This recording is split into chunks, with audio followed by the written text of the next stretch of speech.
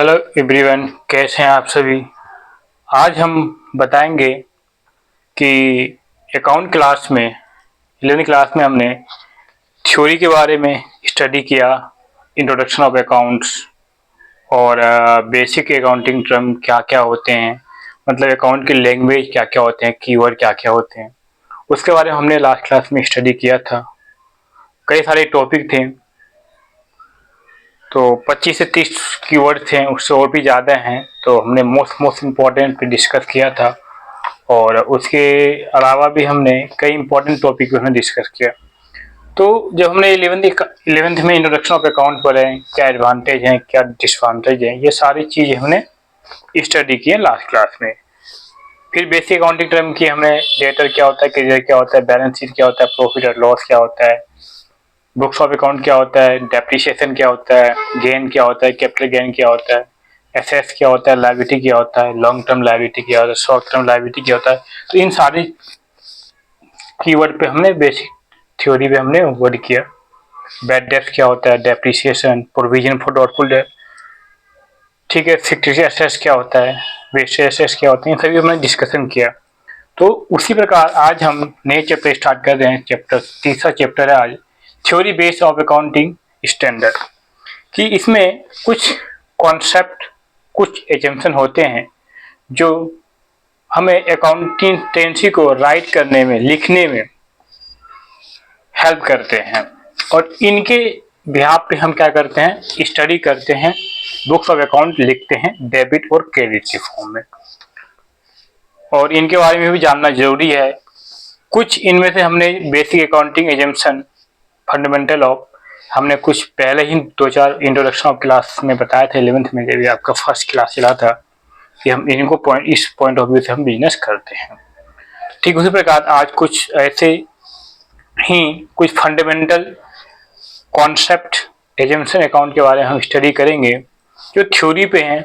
और इसको समझना इम्पोर्टेंट इसलिए है क्योंकि इसके बिहाफ पे भी क्या होता है, पेपर में क्वेश्चन पूछा जाता है। अब इनमें से किसी एक के बारे में आपसे स्टडी कर लिया है। जैसे कि हमने चैप्टर तीसरे में है fundamental accounting assumption for concept, पहले हैं 3 है, फिर उसके बाद अकाउंटिंग प्रिंसिपल है। आप अकाउंटिंग प्रिंसिपल कहे तो सिद्धांत, कॉन्सेप्ट अवधारणा, ठीक है, एजम्पशन मान्यता है। तो ये इनके वर्ड में थोड़ा मतलब सेम ही है, थोड़ा सा अंतर है, पर पेपर में ये जो 8 है, कितने, सॉरी 11 हैं, 1 से लेके 11, तो इनके बारे में पेपर में पॉइंट पूछ लिया जाता है 3 से 4 नंबर में। किसी भी एक को आपको राइटिंग करने के लिए थ्योरी पेज पे क्वेश्चन आ जाते हैं और आपको इनमें एक एक वर्ड को समझना कि ये थ्योरी प्रिंसिपल क्या कहते हैं, ये कॉन्सेप्ट क्या कहते हैं। तो इनमें से पेपर में 100% आता ही आता है। तो आज इन्हीं के बारे में स्टडी करेंगे थ्योरी, उसके बाद हम प्रैक्टिकल करेंगे अकाउंटिंग इक्वेशन और rule of debit credit next class में करेंगे। आज हमारा थर्ड चैप्टर यही है कि थ्योरी बेस्ड अकाउंटिंग स्टैंडर्ड। इसमें आपका IFRS आ जाता है, गैप आ जाता है, ठीक है, इंस्टीट्यूट ऑफ चार्टर्ड अकाउंट के बारे में स्टडी करेंगे, बताएंगे क्या होता है। तो लास्ट क्लास में हम डिस्कशन यही हुआ था। आज हम इन नए टॉपिक पे स्टार्टिंग करेंगे। कोई भी डाउट है, क्वेरी है, आप हमसे पूछिए, एक बार नहीं 10 बार। बच्चे प्लीज शांत बैठिएगा। तो बहुत इंपॉर्टेंट थ्योरी टॉपिक है, क्योंकि इसके बाद जो नेक्स्ट क्लास होगी हमारा प्रैक्टिकल के होंगे अकाउंटिंग इक्वेशन और रूल ऑफ डेबिट क्रेडिट के, क्योंकि थ्योरी बेस्ड में ही आपका अकाउंट है। मैं पहले भी कहा था कि हमारा अकाउंट्स जो है प्रैक्टिकल है और थोड़ी थ्योरी भी है, उसी बेस पे हम क्या बुक्स ऑफ अकाउंट मेंटेन करते हैं, ताकि बिजनेस का प्रॉफिट और लॉस, मतलब लाभ और हानि क्या हुए, सही से हम डिफाइन कर सके। तो उसी के बारे में डिस्कशन है। अब बताएंगे कि बुक्स ऑफ अकाउंट कैसे मेंटेन किया जाता है। तो सारे पॉइंट को आज समझाएंगे। या स्टार्टिंग के 3 और 11 14 14 है टॉपिक। कितने, पहले 3 फिर 11, तो 14 पॉइंट हैं बेसिक अकाउंटिंग स्टैंडर्ड में, थ्योरी में। तो उन सब के बारे में डिस्कशन करने जा रहे हैं। तो इसमें से फर्स्ट है हमारा fundamental accounting assumption of concept. पहले थोड़ी सी बता दें कि कोई भी चीज तब उसके बारे में जानना या लिखना इम्पोर्टेंट हो जाता है जब हम क्या करते हैं, उनके बारे में स्टडी करते हैं। तो किन किन चीज़ों को लिया जाएगा बुक्स ऑफ अकाउंट में और किन चीज़ों को नहीं लिया जाएगा। जैसे कि हमने पहले बताया था कि अकाउंट जो है, क्या अकाउंट जो है, हम बात अकाउंट की करते हैं, वो टी फॉर्म में लिखा जाता है। एक साइड क्या होता है आपका डेबिट और एक साइड क्या होता है आपका क्रेडिट। मैंने पहले भी शायद आपको बताया था कि इसमें जब हम क्या बनाते हैं फाइनल अकाउंट बनाते हैं तो इस साइड जितने भी होते हैं सारे क्या आ जाते हैं एक्सपेंस, और इस साइड क्या आ जाते हैं income.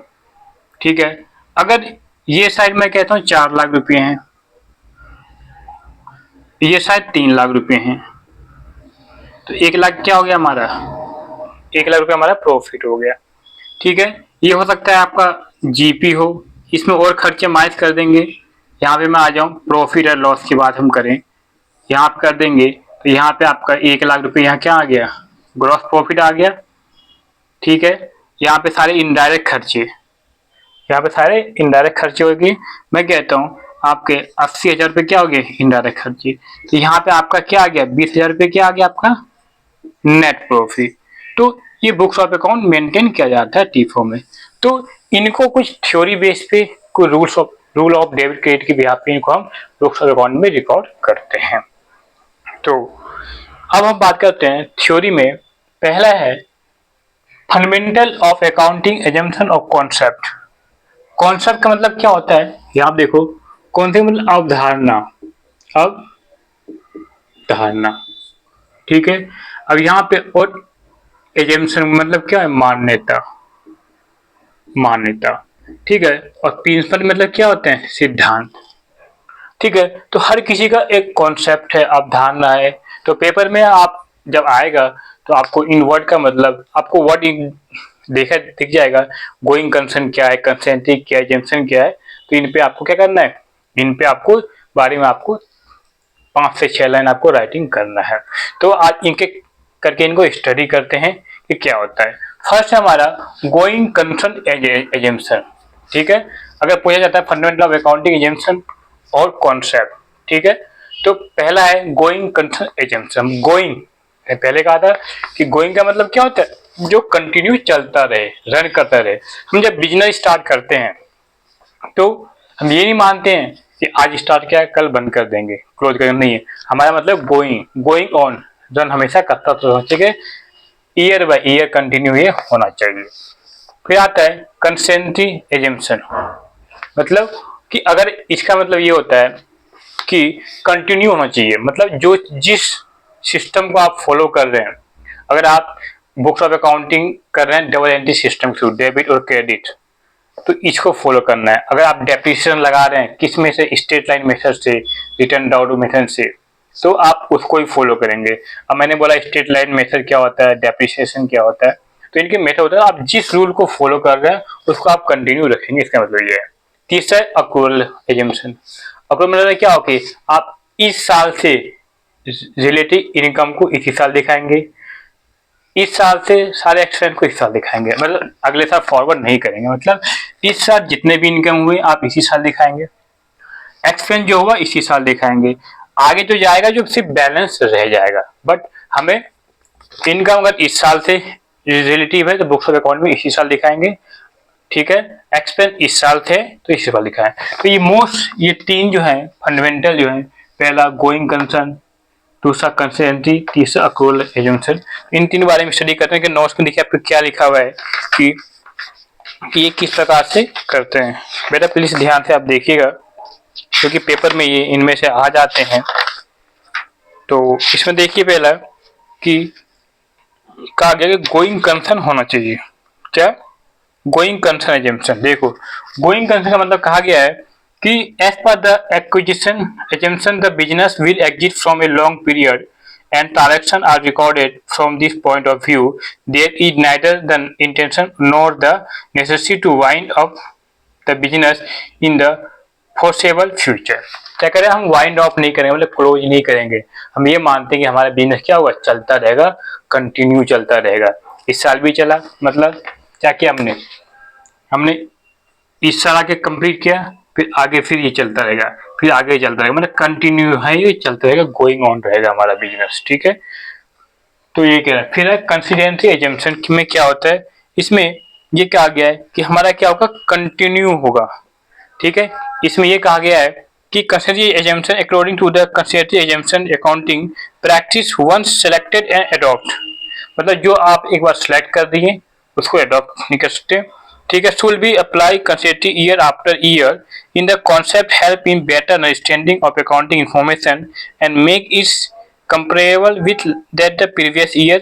Consistency element personal basis and help in achieving results that are comparable. क्या क्या कि आप ईयर, मैं कहता हूँ 2000 आपने 21 में बिजनेस स्टार्ट किया, फिर 2022 आया, फिर 2023 आया, फिर 2024 आया, तो 2021 में जब बिजनेस स्टार्ट किया तो ईयर बाय ईयर, ठीक है, ईयर बाय ईयर क्या होगा, तो इसमें जो आप सिस्टम फॉलो कर रहे हैं, मैं कह रहा हूँ डेप्रिसिएशन के लिए आप सिस्टम फॉलो कर रहे हैं स्ट्रेट लाइन मेथड या फिर रिटर्न डाउन वैल्यू मेथड, तो आप इनमें से किसी जो स्टार्टिंग में करिए उसको कंटिन्यू आप रखेंगे ताकि वो कंपेयर करने में क्या होगा, दिक्कत नहीं आएगा, और आपको जो बिजनेस का मोटिव है प्रॉफिट कमाना वो आप अचीवमेंट कर लेंगे।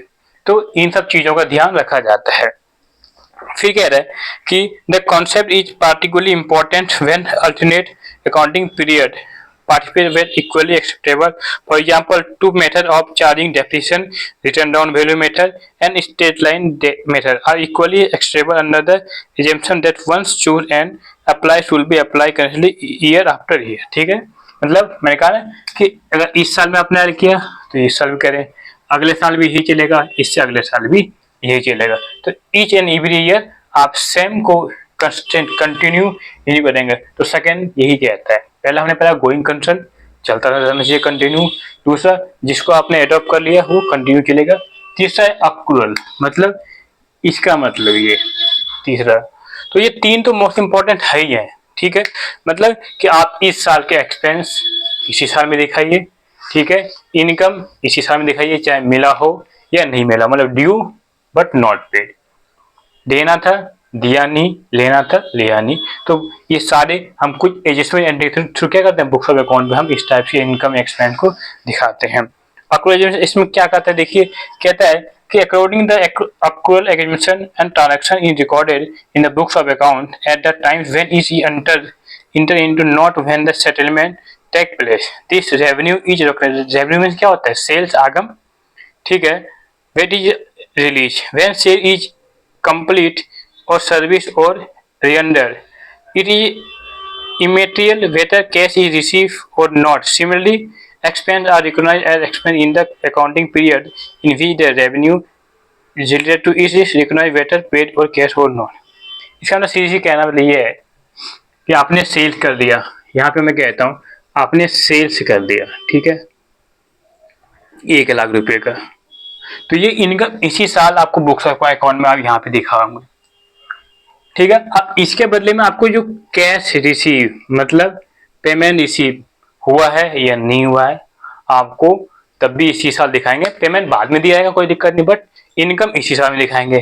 ठीक इसी प्रकार आपने कोई एक्सपेंस कर दिया, आपने कोई एक्सपेंस कर दिया, मैं कहता हूं कि 5,000 रुपये का आपने क्या कर दिया, एक्सपेंस कर दिया, क्या कर दिया आपने इंश्योरेंस के रिगार्डिंग या किसी स्टाफ को सैलरी दे दिया, तो आपको इसी सारे एक्सपेंस में यहाँ पे दिखाना है 5,000 रुपये, ठीक है, चाहे आपने पेमेंट किया है या नहीं इस साल के, मतलब इसलिए कहता है चाहे अक्रूअल बेस पे, ठीक है, तो इस साल का एक्सपेंस इसी साल में दिखा है, नेक्स्ट साल में नहीं, इस साल की इनकम इसी साल में दिखा है, जो भी इस अकाउंटिंग ईयर से रिलेटिव है।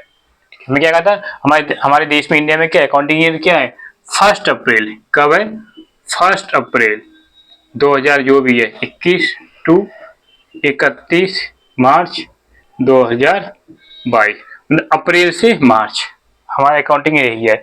यदि आप अंग्रेजी के हिसाब चलते हैं तो 1 दिसंबर टू 31 जनवरी, ठीक है। तो ये 12 महीने के हिसाब से हम बनाते हैं। तो पहला था हमारा गोइंग कंसर्न, दूसरा कंसिडर, तीसरा अक्रूअल, तीनों समझ में आ गया, ठीक है। तो एक एक नोट्स में लिखा हुआ है, आप समझिए, कहीं डाउट है तो आप पूछिए। उसके बाद आते हैं अकाउंटिंग प्रिंसिपल, मतलब क्या सिद्धांत है। कुछ रूल्स हैं, तो इसमें 11 हैं आपके बुक्स में। इस 11 में से कोई भी एक आपके, एक या दो आपके पेपर में आ ही जाते हैं थ्योरी लिखने के लिए।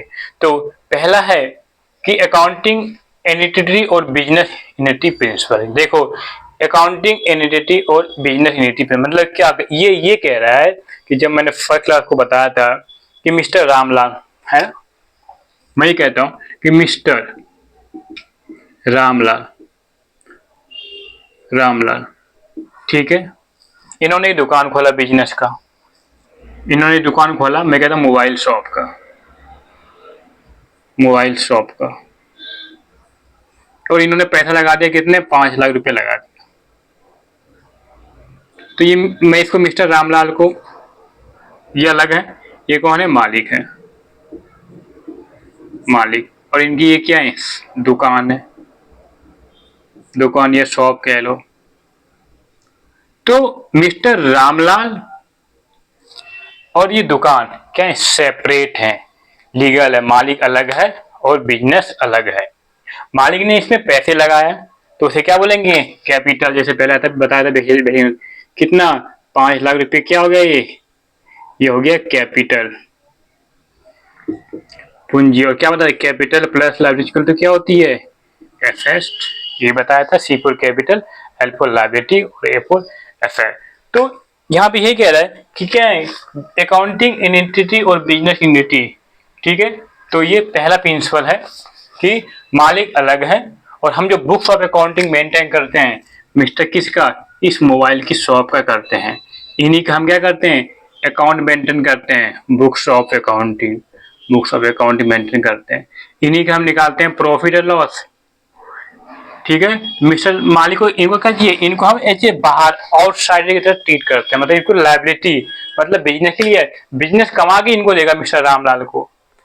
तो हम जो अकाउंट लिखेंगे मिस्टर मोबाइल शॉप का लिखेंगे, इसका अकाउंट लिखेंगे, ना कि मालिक के पर्सनल, ठीक है। तो हम जो भी हिसाब किताब करेंगे, बुक्स ऑफ अकाउंट मेंटेन करेंगे, वो करेंगे बिजनेस के पॉइंट ऑफ व्यू से, जो भी बिजनेस का ट्रांजेक्शन होगा, सेल होगा, परचेज होगा, पेमेंट होगा, रिसीव होगा, सारे। तो इसे कह रहा है कि क्या अकाउंटिंग यूनिटी और बिजनेस यूनिटी प्रिंसिपल क्या है, सेपरेट। तो पहले पॉइंट की हम बात कर रहे हैं, अकाउंटिंग यूनिटी और बिजनेस यूनिटी क्या है, ये सेपरेट है फ्रॉम ओनर से, ठीक है। तो अब ये कह रहा है, अब इनमें तो नोट्स में क्या लिखते हैं, देखिए ये कह रहा है कि बिजनेस यूनिटी कॉन्सेप्ट मतलब ओनर क्या है और मालिक क्या है, अलग अलग है। तो कहता है according to this assumption business is considered as a separate unit which is distinct from its owner, supplier, customer, manager and other। मतलब इस बिजनेस का जो होगा, जो ये मोबाइल जो शॉप है, इनका जो बिजनेस होगा मोबाइल शॉप का, ये इनके मैनेजर, ठीक है, ये मालिक से क्या होंगे, अलग होंगे। ये सब बिजनेस के पॉइंट ऑफ से इनकम एक्सपेंस को दिखा देगा सेपरेट लीगल, ठीक है। इस ऑनर, सप्लाई, मैनेजर, अब business unit should have a completely separate set of books, क्या बनाते हैं, separate set of books of account बनाते हैं। We should have a record every transaction only from the business point of view, क्या business point of view, मैंने आपको बताया कि सारे जो ट्रांजेक्शन होंगे ये बिजनेस पॉइंट ऑफ व्यू से करेंगे। तो इसी को हम बोलते हैं अकाउंटिंग यूनिटी और बिजनेस यूनिटी, ठीक है, कॉन्सेप्ट, ठीक है। अब दूसरा है, पहला हो गया, पहले की हमने बात कर ली, अब दूसरा है मनी मैनेजमेंट कॉन्सेप्ट। देखो मैंने कहा था पहले ही कि मनी, अगर अकाउंट में मनी नहीं है, देखो यहाँ पे इन्होंने 5 लाख रुपए क्या लगाया, मनी लगाया, अगर ये नहीं क्या है, आप बिजनेस कर रहे हैं, मनी का होना बहुत ही जरूरत है, फाइनेंस का, पैसा का होना बहुत जरूरी, रुपये का लेन देन, इंडिया में तो रुपया, अमेरिका में है तो यूएस डॉलर, जो भी है। तो उसके हिसाब से मनी मतलब जो भी हम करेंगे क्या, बिजनेस के सेल, परचेज, पेमेंट, इसी में मनी का होना इन्वॉल्व, इसे बोलते हैं मनी मैनेजमेंट प्रिंसिपल या मनी मैनेजमेंट कॉन्सेप्ट, ठीक है। तो कह रहा है कि only to business transaction or event and event which are financial nature are recorded, क्या कहते हैं, जो फाइनेंस का नेचर का हो, 5 लाख रुपए कैपिटल लगाया, बिजनेस ने लोन लिया, क्रेडिटर को पेमेंट किया, सप्लायर को पेमेंट किया, ठीक है, परचेज किया, खर्चे हुए, तो सब पैसे के रूप में उनको रिकॉर्ड किया जाएगा। Financial nature, for example when sales manager is not a goods, sale manager क्या गुड्स नहीं है, term with production management the business is found to suffer, the fact will not be recorded because it cannot be measured in term of money, ठीक है। मैं कहूँगा ईमानदार है, वो इतने से होशियार है, तो इनको बुक्स ऑफ अकाउंट में मेंशन नहीं किया जाएगा। ओनली मनी की टर्म में लिखा जाएगा कि 5 लाख का सामान खरीदा, 10 लाख का सामान बेचा, ठीक है। इससे क्या होगा, जनरेट इनकम जनरेट होगा, प्रॉफिट और लॉस, ये बता। इसे बोलेंगे जीपी मतलब ग्रॉस प्रॉफिट, और नेट नेट प्रॉफिट, ठीक है, जो बच जाएगा बैलेंस शीट में आएगा। तो यही था मनी मैनेजमेंट कॉन्सेप्ट, मतलब आप जो भी मेजर करेंगे मनी की टर्म में करेंगे, रुपये के टर्म में, मतलब सेकेंड भी हो गया हमारा, मतलब जो भी करेंगे कैसे, रुपये की टर्म में, ठीक है। मैं करूँ 4 लाख रुपये, भैया आपने क्या कर दिया, सेल कर दिया रुपये में, खर्च कर दिया 3 लाख रुपये, तो वो भी क्या होगा, मनी की टर्म में एक्सपेंस को उसे रिकॉर्ड किया जाएगा।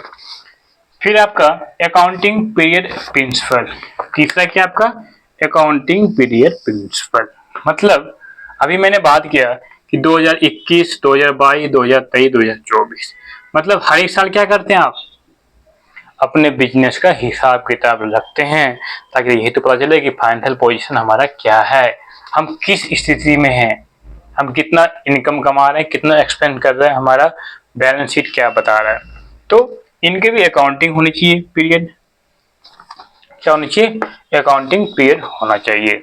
मतलब जैसे ही पेपर देते हैं तो अब मार्कशीट मिलता है, फिर अगले साल नेक्स्ट क्लास में जाते हैं, तो वैसे ही बिजनेस कंटिन्यू चलता रहता है। तो 21 में क्या बिजनेस किया, तो कितना कमाया, 22 में क्या किया, 23 में क्या किया, 24 में क्या किया, तो इन सारी चीज को क्या करते हैं हम, अकाउंटिंग पीरियड, एक लेखांकन वर्ष में, मैंने अभी क्या बताया, 1 अप्रैल से 31 मार्च हमारा क्या होता है, अकाउंटिंग पीरियड होता है, मतलब लेखांकन वर्ष बता रहा है। क्या बोलते हैं ये अकाउंटिंग पीरियड, मतलब कब होता है, 1 अप्रैल टू 31 मार्च, क्या करते हैं, बिजनेस का हिसाब किताब करते हैं। तो अकाउंटिंग पीरियड से हमें पता चलता है हमारे बिजनेस में क्या होता है। अब ये नहीं बिजनेस क्लोज होगा नहीं, नेक्स्ट ईयर भी कंटिन्यू चलता है, क्योंकि ट्रांजेक्शन पहले होता है, घटना पहले घटित होता है, और अकाउंट को बाद में से बुक्स ऑफ अकाउंट में रिकॉर्ड किया जाता है, ठीक है। तो accounting period, the user of financial statement needs periodical report to know the operational result and their financial position of the business concerned. Hence it become necessary to close the accounts and regular interval, क्या होगा, एक continue चलेगा interval, ठीक है, each and every year. Usually इस period of 1 year each considered as the accounting period, ठीक है। जब 1 साल हो गया इसे बोलेंगे अकाउंटिंग पीरियड, फिर सेकेंड, फिर थर्ड, फोर्थ, तो कंटिन्यू ये चलता रहेगा। तो ये तीसरा था हमारा अकाउंटिंग पीरियड, ठीक है, एजम्पशन, दूसरा भी हो गया, ठीक है। चौथा है फुल डिस्क्लोजर प्रिंसिपल, इसका मतलब समझ लो कि फुल डिस्क्लोजर मतलब आप जो भी काम करेंगे बुक्स ऑफ बिजनेस की रिकॉर्ड को एंट्री करेंगे बुक्स ऑफ अकाउंट में, मतलब जो भी मोबाइल की शॉप है इनका आप जो भी रिकॉर्डिंग करेंगे, ठीक है, तो इन सभी का क्या करेंगे, इस बिजनेस से रिलेटेड होना चाहिए, और हर एक चीज को आप दिखाएंगे वर्किंग नोट के थ्रू, फुट नोट के थ्रू। अगर आपने लोन लिया है तो कितना लिया, किससे लिया, ठीक है, कोई रह गया है तो किस वजह, तो ये सारी चीज क्या करें अकाउंट में डिस्क्लोजर करेंगे, फुल डिस्क्लोजर प्रिंसिपल। चौथा हमारा यही है कि फुल डिस्क्लोजर प्रिंसिपल आपको सभी को क्या डिस्क्लोज करेंगे। तो अब इनका कहते हैं क्या करें, it involve proper classification and explanation of accounting, बेटा नोट्स में देखो सही से, it involve proper classification and explanation of accounting information, accounting statement should disclose fully and completely all the significant information. One of the basis of on this discussion will be taken by various interest parties, and wrong and incomplete information may be lead to wrong decision. अगर आप सही record करेंगे तो क्या होगा, सही books of account में, अगर आप सही रिपोर्ट दोगे, आपने कहा भैया 4 लाख की सेल हुई तो 4 लाख की एंट्री होगी, आपने कहा 3 लाख की सेल हुई 3 लाख, आपने कहा 10 लाख की 10 लाख का। इस प्रकार खर्चे भी हैं, आपने कहा 5,000 का हुआ तो 5,000 का, 50,000 का तो 50,000 का। तो जो भी आप अकाउंटेंट को या सीए को आप क्या करेंगे इन्फॉर्मेशन देंगे, क्योंकि वो पेपर के बिहाफ पे वेट करता है, sales invoice, tax invoice, cash memo, ठीक है। तो उनको जो डॉक्यूमेंट मिलता है, जैसे ये क्या है, ये मान के ये पेपर है, तो जो उसमें लिखा हुआ है एक्चुअली उसी को बुक्स ऑफ अकाउंट में रिकॉर्ड किया जाएगा।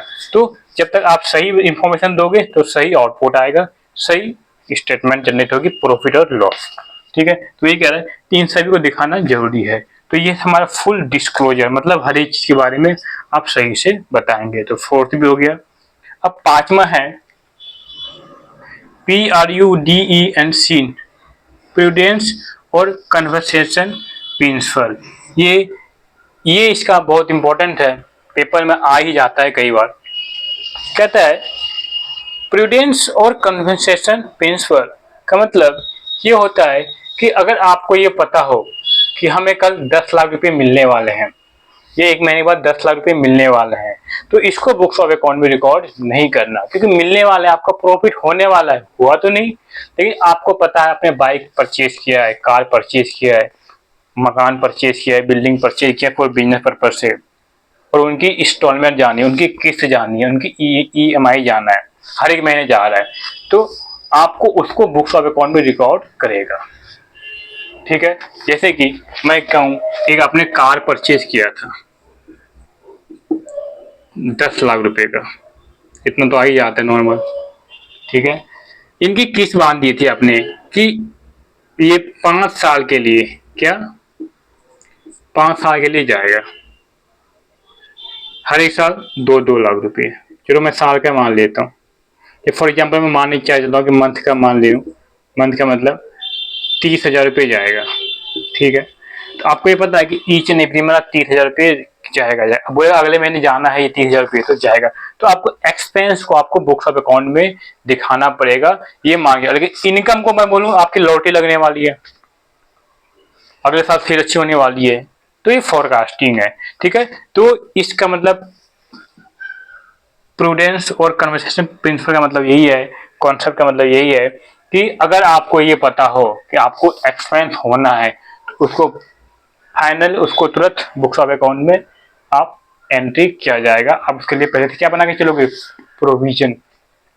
ठीक है, कि लॉस होना ही होना है, ये एक्सपेंस जाना ही जाना है, लेकिन इनकम को कभी भी आप बुक्स ऑफ अकाउंट में रिकॉर्ड नहीं करोगे, क्योंकि वो मे भी हो भी सकता है और नहीं भी। लेकिन जो बाइक की किस्त जानी है या कार की किस्त जानी है 30,000 रुपये, ये तो भैया जाएगा जाएगा। ठीक है, तो आपको इनके बारे में पहले से आपको बुक्स ऑफ अकाउंट में रिकॉर्ड किया जाएगा। तो ये कहता है प्रूडेंस और कन्वर्सेशन प्रिंसिपल, ये कॉन्सेप्ट, पांचवा पॉइंट यही है। तो इसमें क्या कहा गया है बताएं, कह रहा है principle prudence principle take into consider all perspective loss but leave all profit. क्या कि आप लॉस को तो बुक्स ऑफ अकाउंट में पहले से आप ध्यान में रख के चलो, उसके लिए पहले से प्रोविजन बना जाओगे, क्योंकि ये होना ही होना है, इसको किताब में आप दिखाएंगे, प्रॉफिट को नहीं, क्योंकि मे भी हो भी सकता है और मे भी नॉट। ठीक है, तो वही कह रहा है, the essence of this principle is anticipate no profit and provide for all possible loss. For example well value stock in trade, देखो किसमें दिया गया कि यदि आपकी stock in trade market price और cost price which is less in consider.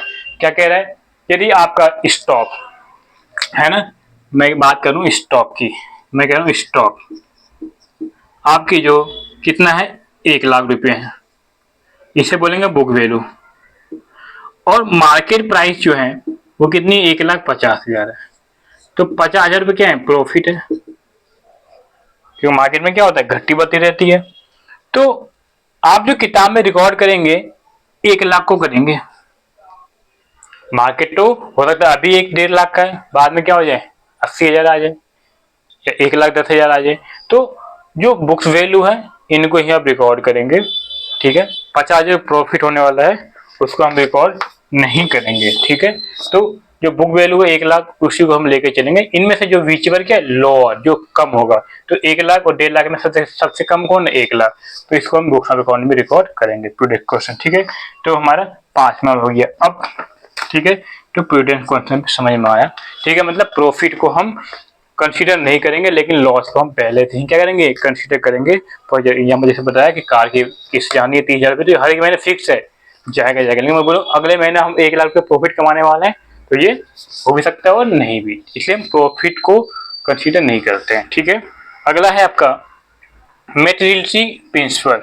ठीक है, क्या होता है मेटेरियलिटी प्रिंसिपल, इसका मतलब ये होता है, सिंपल भाषा में समझ लो कि इसका मतलब ये होता है, 1 मिनट,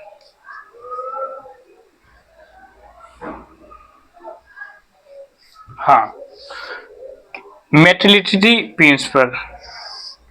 ठीक है, इसका मतलब ये होता है कि सिंपल सी भाषा में समझा रहा हूँ कि जो चीजें आपके लिए वेस्टेज है, बेकार है, हो सकता है वो चीजें किसी और के लिए क्या हो, फायदेमंद हो, उनके लिए लाभ हो। फॉर एग्जाम्पल आप मैं लोहार की दुकान की बात करूं तो उनके यहाँ पे जो कवारी को भी कई सारी चीजें क्या होते हैं सेल किए जाते हैं, बनाया जाता है ना, फावड़ा वगैरह, छोटे मोटे टूल्स वगैरह बनाए जाते हैं ना, पिच के प्लास वगैरह। तो उनमें से जो बेकार निकलता है वो उसके लिए वेस्टेज हो गया।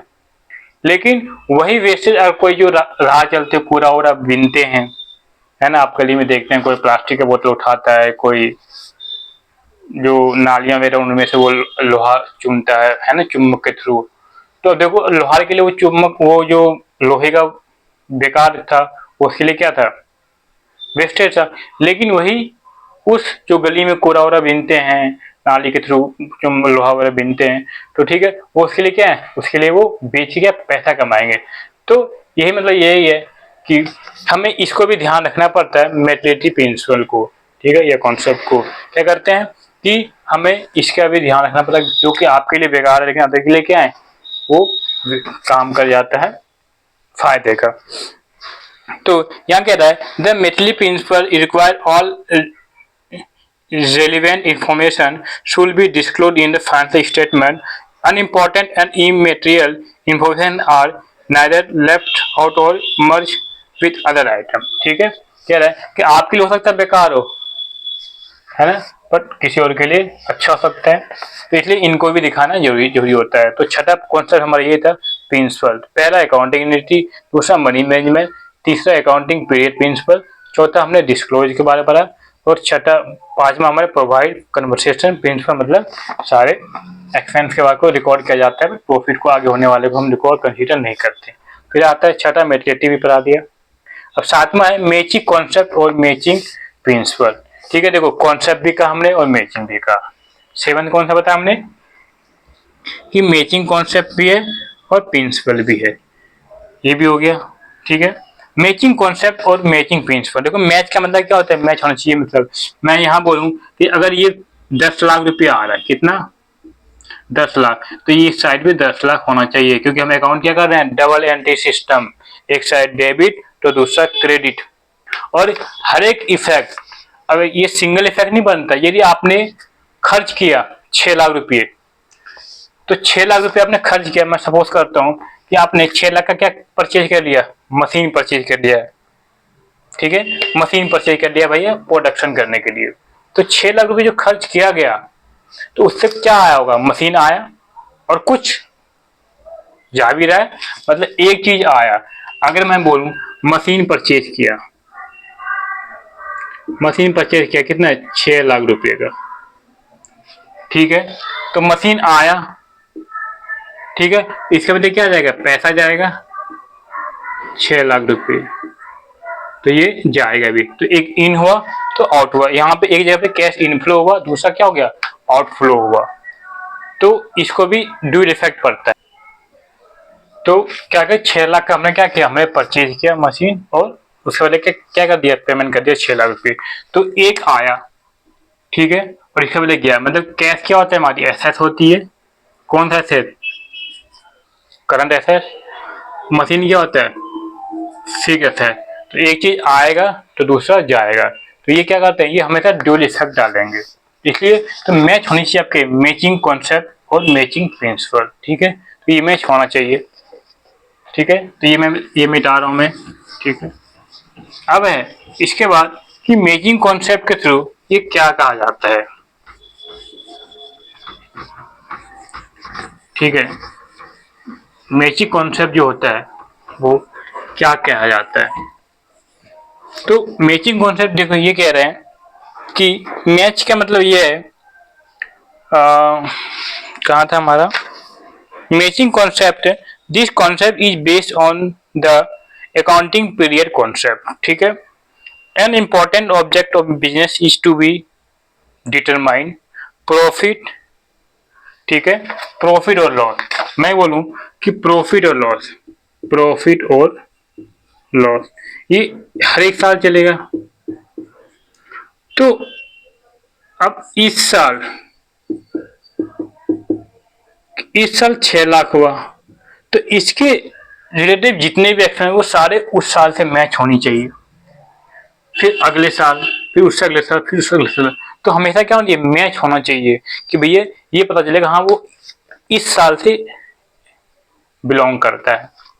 ठीक है, तो each it is necessary to match revenue of the period with the expense of the that period, it to be determine.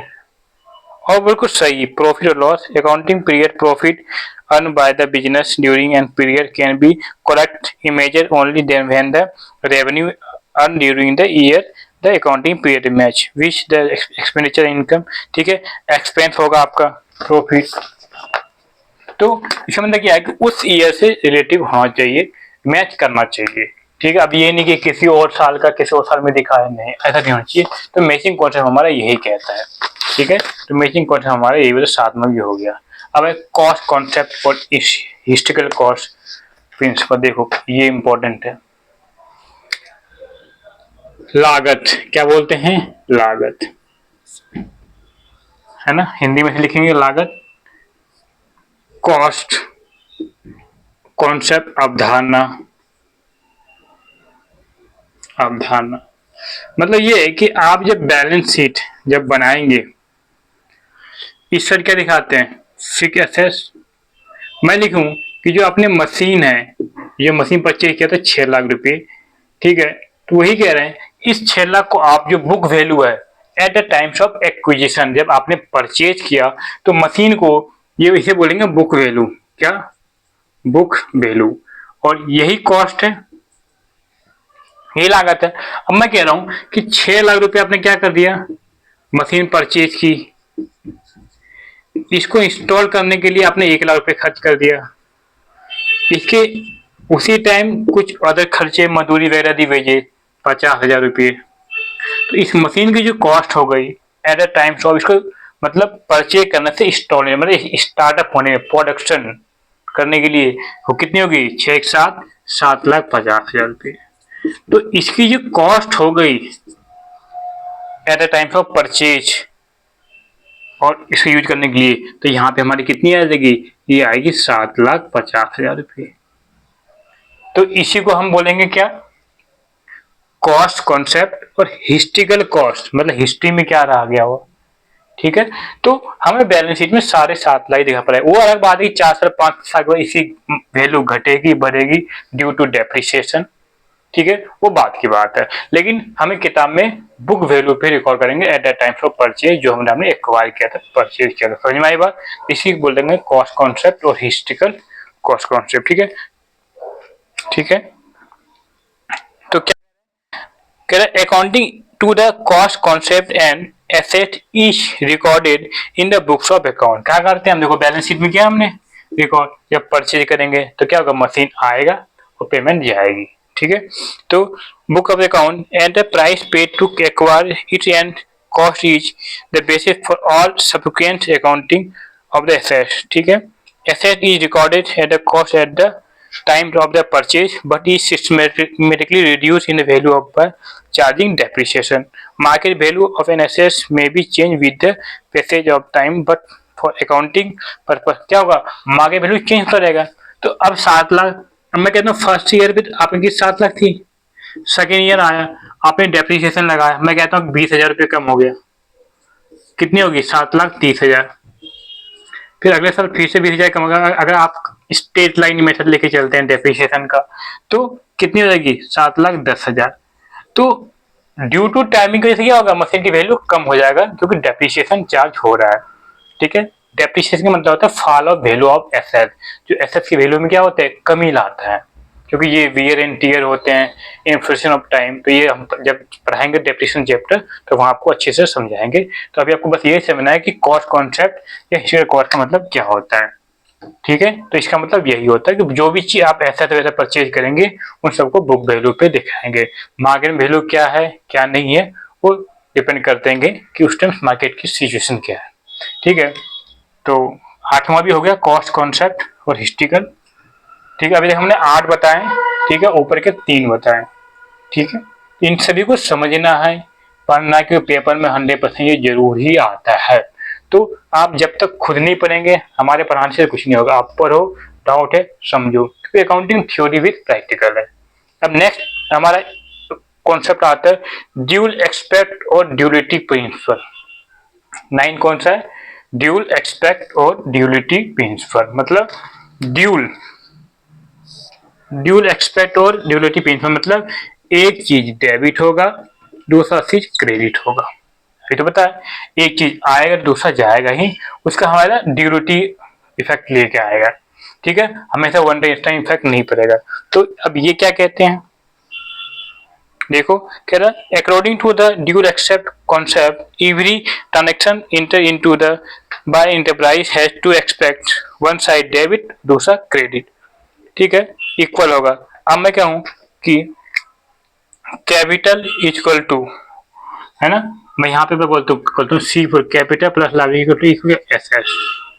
तो देखो हमेशा एक साइड सेकंड साइड डिफाइड बराबर होनी चाहिए हमारा। ठीक है, फिर कहते हैं उसके बाद एस एल इक्वल टू क्या, honour equity plus claim of outsider. ठीक है, अब मुझे यहाँ क्या निकालना है, यहाँ मैं समझाऊँ, समझ को देखो ये कि कैपिटल, ये समझ में आ गई, इसको रब कर दे,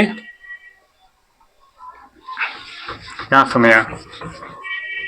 ड्यूलिटी एक्सल मतलब हमें पता है कैपिटल प्लस लाइबिलिटी क्या होती है, एस एस। अब मुझे क्या निकालना है, लाइबिलिटी इक्वल टू क्या निकालते हैं, एस एस में क्या करना है, आप कैपिटल माइनस कर दे तो क्या आएगा, लाइबिलिटी आएगा। और आपको और कैपिटल निकालना है तो क्या करें, एस एस में से क्या करें आप माइनस करना आउटसाइड लाइबिलिटी। तो हमेशा ये ड्यूल इफेक्ट पड़ेगा, क्योंकि एक चीज से दूसरी चीज आएगा तो हमेशा क्या इक्वली होगा। तो ड्यूल इफेक्ट का मतलब यही है, प्रोवाइड। ठीक, तो इसमें ज्यादा करने की जरूरत नहीं है। मेन जो है आपका accounting principle, money management, accounting period principle. ठीक है, तो इन सबको सही से स्टडी करना है, समझना है। अब 10th है रेवेन्यू रिकंजिशन कॉन्सेप्ट प्रिंसिपल। रेवेन्यू, यहाँ पे ध्यान रखना है, रेवेन्यू जो होता है, रेवेन्यू का मतलब क्या होता है, सेल्स। रेवेन्यू का मतलब क्या होता है, आगम, मतलब सेल्स की बात करते हैं। ठीक है, तो इस साल के रेवेन्यू इसी साल में आप रिकॉर्ड करो। ठीक है,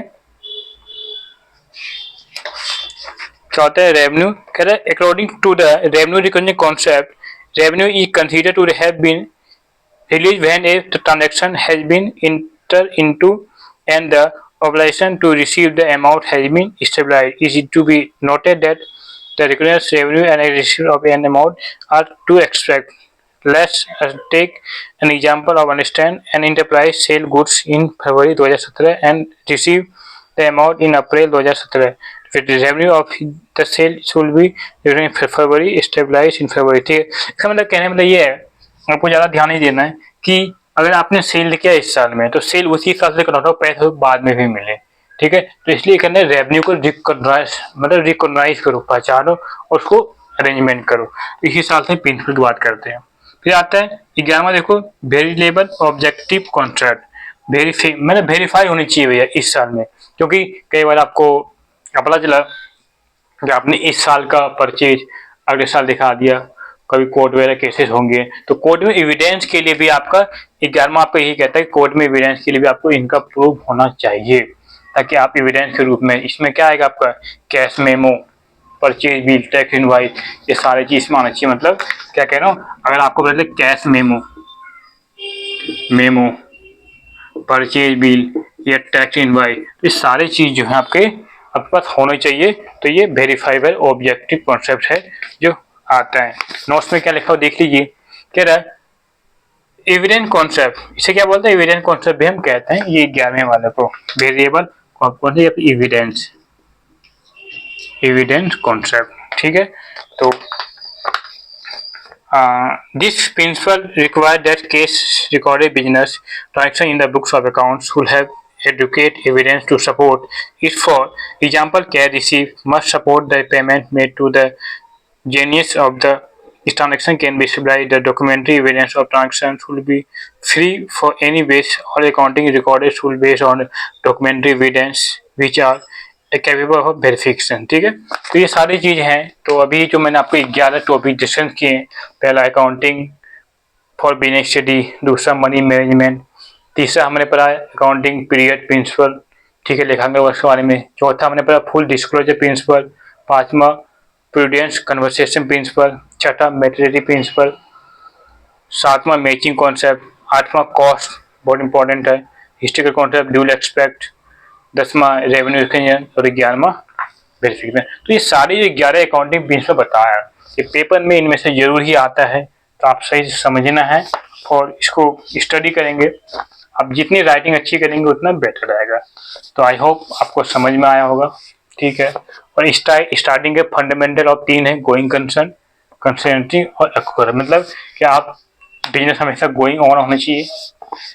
कंसर्निंग मतलब कि आपने जिस मेथड को फॉलो किया है उसे आप कंटिन्यू चलें, चाहे डेप्रिसिएशन स्ट्रेट लाइन मेथड चलें, डेप्रिसिएशन लगे चलें। स्ट्रेट लाइन में क्या होता है, जो आपका लग गया वो अगले साल भी सेम ही लगेगा। और रिटर्न डाउन में क्या होता है, वो हर एक साल चेंज होता जाता है, जो वैल्यू बच जाती है फाइनल, ठीक है, उस पर लगता है। जैसे 1 लाख का 10% लग गया, ठीक है, समझा देते हैं। जैसे कि डेप्रिसिएशन की बात करें, रिटर्न डाउन वैल्यू मेथड, कोई आपने 1 लाख की परचेज की थी, इस पे लग गया कितने परसेंट, 10%। तो फर्स्ट ईयर कितना लग गया, 10%। तो 1 लाख का 10%, 10,000। तो वैल्यू कितनी बच गई, बैलेंस वैल्यू 90,000, ठीक है। अब फिर अगले साल भी लगेगा डेप्रिसिएशन 10%, तो 10,000 नहीं लगेगा, कितना लगेगा, 9,000। फिर कितना बचेगा, ये 81,000, ठीक है। ये फिर अगले साल कितना लगेगा, 10%, तो 8100 रुपये। तो ये है, देखो आप पहले 10 लगा, फिर 9 लगा, फिर 81 लगा, इसी को बोलते हैं रिटर्न डाउन वैल्यू मेथड। और स्ट्रेट लाइन होता तो पहले भी लगता 10, फिर 10, फिर 10, वो फिक्स होता है। तो यही कह रहा है कंसिस्टेंसी वाले में कि इस वाले में आपने जो कर लिया, या आपने स्ट्रेट लाइन मेथड कर लिया या return down value depreciation method, तो ये कंटिन्यू चलना चाहिए।